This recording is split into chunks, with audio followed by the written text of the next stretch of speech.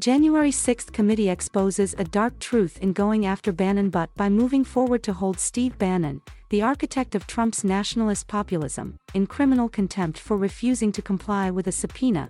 The panel may be providing the mastermind of Trump's blow-it-all-up strategy, yet another platform to try to tear down America's institutions. Attempts to hold the former president's inner circle accountable often fall short and end up having the unintended effect of further politicizing the vital institutions of government. This committee's effort will face exactly the same kind of obstruction and intransigence as previous investigations of the former commander-in-chief meant to subject him to the checks and balances of the U.S. constitutional system. In a wider sense, the coming legal duel will also underline how the constitutional promise of oversight has been constantly shredded by Trump both in and out of power. Bannon never hid his desire to tear down the rules set by Washington's establishment, so he may relish the challenge and the chance to launch a political cause célèbre. At the very least, this latest clash between Trump and the norms that have long governed U.S. political life underscores how desperate the ex-president is, for whatever reason, to conceal what really happened on January 6. And while he is trying to obscure the truth about what happened in the last election, his conduct is offering a foreboding preview of how he might act in his second term, if he were to win the 2024 election. Trump has shredded accountability as an example of how Trump will try to politicize the latest twist in the January 6 story. The ex-president put out a statement on Thursday demanding that the Unselect Committee should hold themselves in criminal contempt for cheating in the election and accused prosecutors of trying to destroy half the country. He added, "The people are not going to stand for it." So more than 6 months on, the ex-president is using new attempts to hold him to account as an opportunity for further incitement,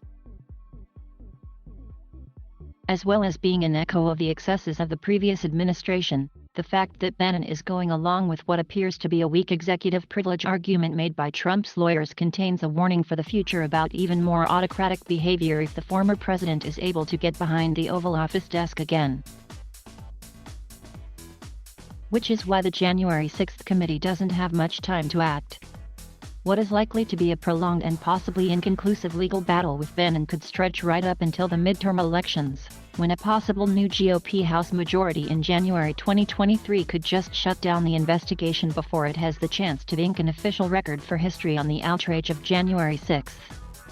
As such, Bannon's strategy looks a lot like an attempt to run out the clock. A case against Bannon could take years. The House Select Committee is due to meet on Tuesday evening to begin the process of making the referral, which will require a full House vote. It then goes to the U.S. Attorney for the District of Columbia to consider next steps. Given the deeply political nature of the case, it will almost certainly fall to U.S. Attorney General Merrick Garland to decide whether to pursue a criminal case against Bannon. The history of this is not all that easy for the Congress, said Brand, who was general counsel for the House in 1983, the last time that it referred a criminal contempt case to the Justice Department. And while they can, in a sense, huff and puff, until they get a conviction in a final judgment, it could be years, said Brand.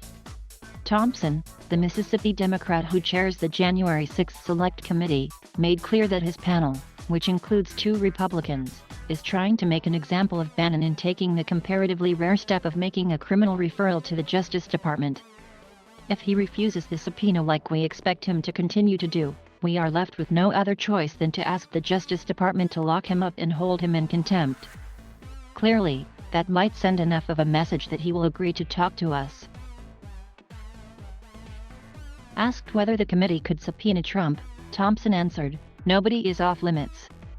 But even as the committee pushes ahead, time will be ticking down to the midterm elections in November 2022, which could spell the probe's eventual demise. Multiple lengthy legal actions like one involving Bannon could still hamper its ability to get all the facts.